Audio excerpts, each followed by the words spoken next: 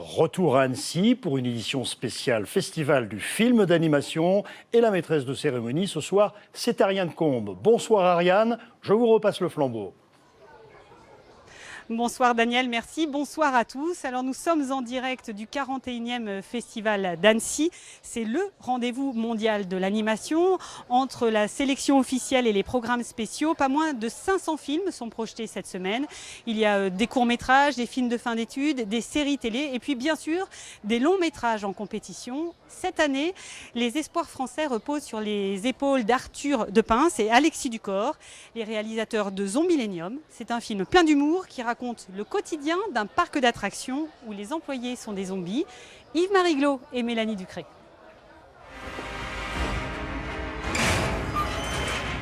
Je peux vous aider? Mais fait peur, c'est mon job. Bienvenue à Zombielénium. Qu'on va faire de vous? Ici, on embauche pour l'éternité zombies, vampires et autres démons. Qu'il se transforme en chauve-souris, c'est un vampire. Un monstre! Un zombie? Allez, grimpe! Hé, dégage de là ou je te plombe! Avec un poireau? Quand j'étais enfant et quand j'étais ado aussi, j'adorais dessiner des monstres. C'est pas que les zombies, hein, c'est les monstres en général en fait. Je le trouvais rigolo, forcément moche mais sympathique. Voilà. Donc je me plaisais à raconter des histoires en fait où les monstres étaient vraiment et plutôt les gentils et c'était les humains qui étaient les méchants. Si les personnages s'inspirent de la BD culte d'Arthur de Pince, même humour et même univers graphique, le film a trouvé son rythme avec Alexis Ducor, co-réalisateur. J'ai ramené aussi un peu ma manière de mettre en scène. Donc voilà, c'est peut-être pour ça aussi qu'on a un film qui est dynamique tout le long. Moi, je voulais un truc qui est à la pêche, avec des belles trajectoires sur les personnages.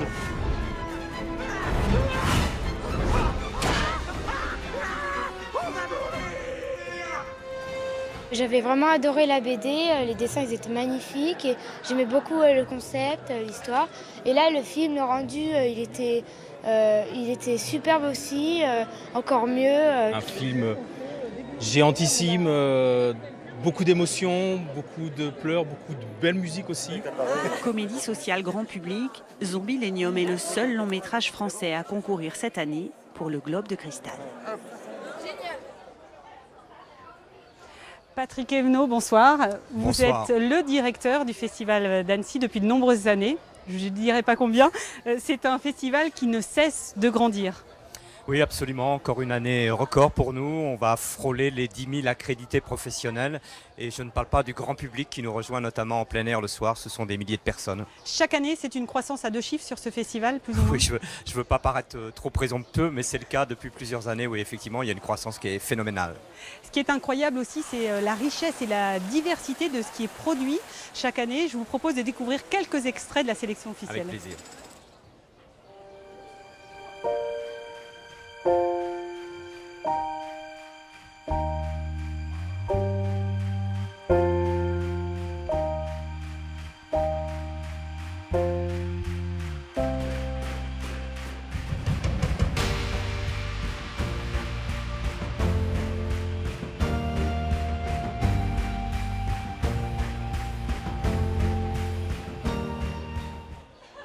Alors Annecy a tellement de succès que vous êtes en train d'exporter le festival à l'étranger, c'est ça je crois, en Corée, à Los Angeles. Dites-moi un petit peu ce qu'il en est. Effectivement, ce sont les nouveaux projets qui sont annoncés durant cette semaine. Nous allons nous associer avec des partenaires coréens pour créer un festival à Séoul en 2019. C'est encore un peu lointain, mais il y a beaucoup de travail. Et effectivement, vous êtes un petit peu en avance sur le communiqué de presse. Donc France 3 a une exclusivité, mais il y aura aussi quelque chose à Los Angeles et de façon beaucoup plus rapide. Est-ce que vous ne risquez pas de perdre votre place de leader en créant des festivals ailleurs dans le monde ? Alors bien entendu, on va faire très attention à ça. On n'a pas envie de se couper l'herbe sous le pied. Mais je crois qu'on peut très bien envisager de développer des projets à Séoul, par exemple, pour le public coréen, sans que ça nuise à l'avenue des professionnels du monde entier qui viennent à Annecy. Je pense que le risque, il est mineur. Alors cette année, vous avez mis la Chine à l'honneur. On sait qu'en France, aux États-Unis ou au Japon, il y a un vrai patrimoine autour de l'animation. Pour la Chine, on le sait beaucoup moins. Oui, parce que alors la Chine est un pays qui a œuvré dans l'animation depuis de longues années. On présente ici le premier long métrage réalisé en 1941, pour vous dire. Mais il y a eu une période où ce pays, comme dans d'autres domaines économique notamment, était l'usine du monde. Et pour l'animation, c'était la même chose. On allait fabriquer en Chine pour des raisons de coût de la main-d'œuvre que tout le monde peut bien comprendre. Et il y a eu un virage, un tournant que les Chinois ont pris et qui aujourd'hui produit vraiment des effets. C'est celui de créer leur propre imaginaire, leur propre film. Ils ont leur propre studio maintenant. Voilà, ils ont leur propre studio et je dirais ils racontent leurs histoires à eux et non pas les histoires que les autres veulent bien leur confier. Alors, autre programme spécial prévu cette année, c'est l'histoire de l'érotisme. Je vous propose de rencontrer la personne qui est chargée de cette programmation. C'est le directeur de la Cinémathèque québécoise. Il a fait une petite balade en bateau avec Ingrid Pernet-Duparc et Serge Borette. Je savoure, je sens, je hume l'érotisme. À bâbord, mouvement, couleur et sensualité. À tribord, décolleté, suggestion et plénitude. Ah, voilà, l'érotisme! Marco a joué avec les goûts et les couleurs. Misant sur son œil coquin, il a sélectionné une trentaine de films. L'érotisme, c'est joyeux. L'érotisme n'est pas quelque chose de triste. Il faut célébrer. Et je tenais à ajouter là-dedans des trucs un peu plus alternatifs, un peu plus marginaux, qui montrent que l'érotisme est multiple. Ça suscite parfois l'admiration, le dégoût. C'est souvent très audacieux, comme ce court-métrage brésilien en compétition, Coup de cœur de Marco. C'est un film qui dépeint des relations intimes de façon explicite entre des femmes. C'est assez audacieux, mais c'est fait aussi avec beaucoup de goût. C'est l'art de fabriquer, de créer le mouvement. C'est le geste amoureux de l'artiste qui anime, qui fait vivre la matière. Et si les Japonais restent les maîtres du désir et de la sensualité, l'érotisme, lui, serait donc juste dans l'œil de celui qui regarde. C'est l'un des jeunes talents de l'animation française. César du meilleur film d'animation en 2013 avec Ernest et Célestine qu'il a co-réalisé. Il revient cette année à Annecy avec un film inspiré de sa BD culte, Le Grand Méchant Renard. Benjamin Renner, merci d'être sur ce plateau ce soir. Merci, merci. Votre renard à vous n'est pas vraiment méchant, il a même besoin de prendre des cours de férocité auprès du grand méchant loup. Ouais. Qu'est-ce qui vous a inspiré ce personnage ? C'est un mélange de beaucoup de choses, beaucoup d'enfance en fait, puisque à la base le grand méchant renard c'est une idée qui m'est venue dans mon enfance quand j'étais dans une ferme et puis j'avais vu une couveuse avec des poussins qui allaient sortir de l'œuf. Je voulais absolument les voir sortir de l'œuf. Mon père voulait pas parce qu'il savait pas quand est-ce qu'il allait sortir. Et du coup il m'a dit écoute Benjamin, si tu restes, les poussins quand ils vont sortir de l'œuf ils vont penser que t'es leur mère parce que c'est la première chose qu'ils vont voir c'est toi. Et moi j'avais 6-7 ans, pas encore prêt pour être mère célibataire, donc je me suis dit je vais attendre un peu. Je suis parti mais l'anecdote m'est vraiment restée en tête. Et voilà, j'ai commencé à imaginer, mais qu'est-ce qui se passe si vraiment on se retrouve devant, si un chien par exemple se retrouve devant un œuf un poussin qui sort de l'œuf, qu'est-ce qui se passe si un renard se retrouve devant un poussin qui sort de l'œuf, et c'est comme ça que m'est venue l'idée du grand méchant renard. Je vous propose de découvrir un extrait de la bande-annonce. Avec plaisir. Voici le grand méchant renard. Ah non, c'est la 3e fois cette semaine. Ça suffit. Non mais c'est parce que j'ai faim en fait. Je m'en fiche. Pourtant j'ai tout fait comme toi. C'est-à-dire ? Mais tu sais, le truc que tu fais là. Ah, ça. C'est ça. À table. Comment ça, maman ? Non mais je suis pas une poule. Vous êtes des poussins. Vous devez avoir peur de moi. Je croyais que tu regardais. Alors au départ, Le Grand Méchant Renard, c'est une BD qui est sortie en 2015. Qu'est-ce qui vous a donné envie d'animer ces personnages et d'en faire un film ? C'était à la base une idée du producteur, parce que moi j'avais juste envie de faire cette bande dessinée. Je sortais de la réalisation du film Ernest et Célestine, ça m'avait pris du temps. Et je voulais raconter une histoire rapidement. Donc j'ai fait cette bande dessinée. Je l'ai montrée à mon producteur qui m'a dit est-ce que tu veux l'adapter ? Et moi, comme ces personnages-là, ils venaient quand même de l'enfance, c'est-à-dire que je les avais imaginés assez jeunes. J'avais envie de les voir bouger aussi un jour. Donc c'était une tentation qui était trop forte et je me suis plongé dans le travail de l'adaptation en film. Est-ce que c'est difficile de passer de la BD au cinéma ?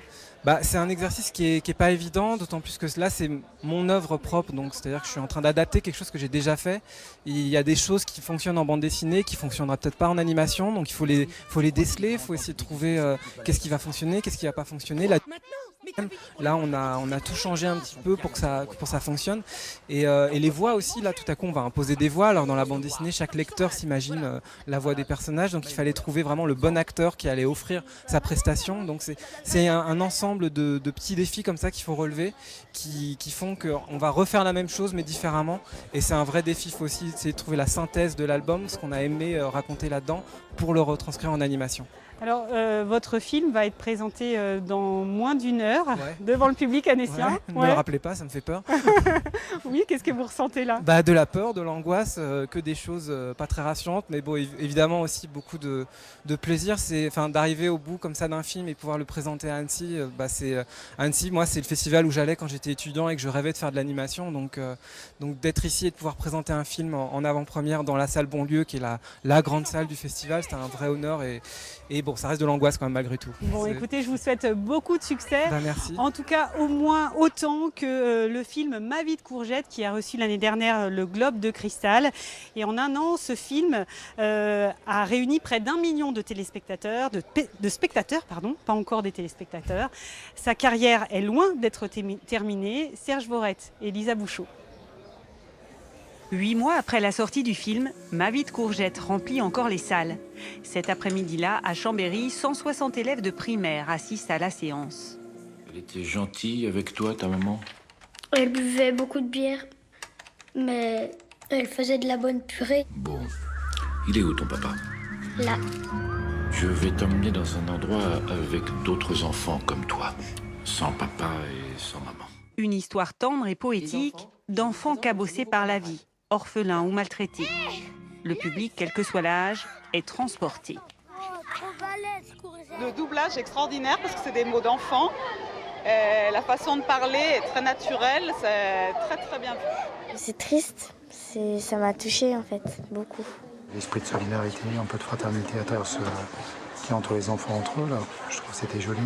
2 Césars, le Grand Prix du jury à Annecy, une nomination aux Oscars.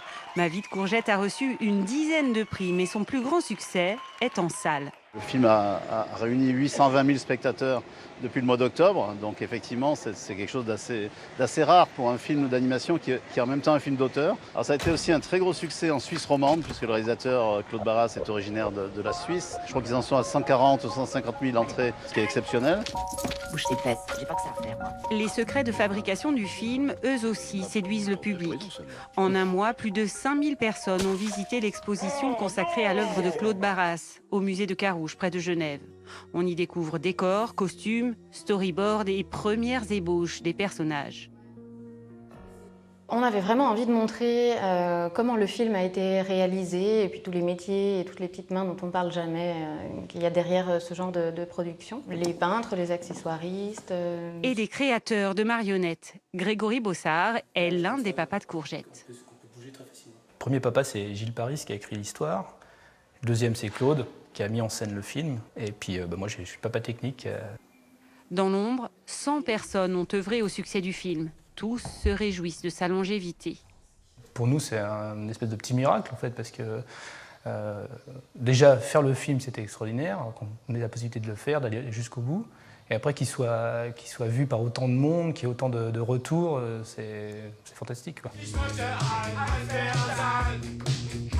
Et la fête n'est pas terminée. Le film poursuit sa carrière internationale.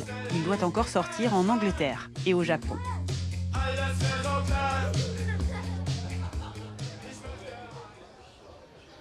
Ma vie de courgette est un film coproduit par France Télévisions et c'est loin d'être le seul. Tiffaine de Raguenel, bonsoir. Bonsoir. Vous êtes directrice jeunesse chez France Télévisions, directrice de France 4 aussi. Qu'est-ce que ça représente pour France Télévisions, l'animation? Vous êtes un acteur majeur de l'animation en Europe. L'animation, c'est un genre important de la création et c'est vrai que France Télévisions est le premier investisseur dans ce genre en Europe. Combien de millions par avec an ? 30 millions d'euros investis par an, ce qui nous permet de produire une quinzaine de séries chaque année inédites avec une part importante de création originale qu'on diffuse sur l'ensemble des antennes de France Télévisions. Ça représente l'animation 5800 heures de diffusion sur France Télévisions chaque année. Vous coproduisez aussi des longs métrages qui sont en compétition. Cette année, il y en a 3. Il y a un court-métrage en compétition et 2 qui sont présentés en dehors de la sélection. Et on a 6 programmes, 6 séries télévisées qui sont également en compétition au Festival d'Annecy. Alors Patrick Evenot, je me tourne vers vous. On parle des séries télé. À Annecy, la télévision n'est pas du tout considérée comme une sous-catégorie, pas du tout. Non, pas du tout, même si le festival historiquement s'est créé autour du court-métrage, que le long-métrage évidemment par la manière dont il rayonne a une place importante. La télévision, c'est un domaine extrêmement important en animation. Et la création télévisée est de grande qualité, donc on la met en avant et on la valorise de la même manière que les autres œuvres. Alors, la France possède de nombreuses écoles prestigieuses. Le festival les met très souvent à l'honneur. France Télévisions aussi, notamment à travers une série qui se nomme En sortant de l'école. Elle est consacrée aux grands poètes français et elle est entièrement réalisée par de jeunes diplômés en animation. Je vous propose d'en découvrir un extrait consacré à Paul Éluard.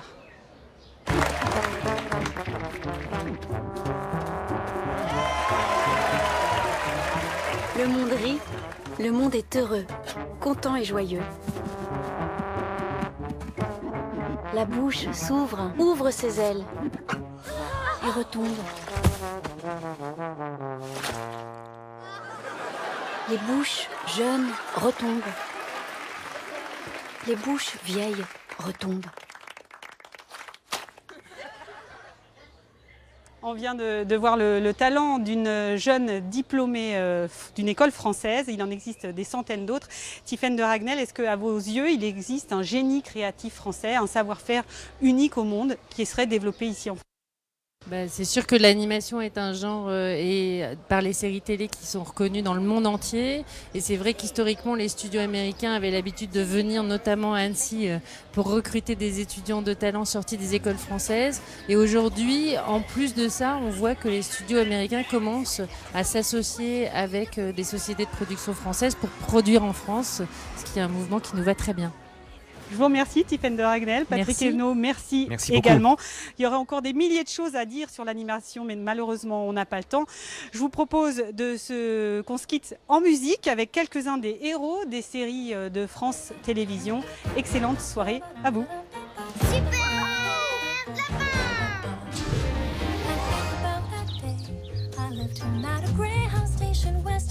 On pourrait inventer une histoire où chacun danserait un rôle.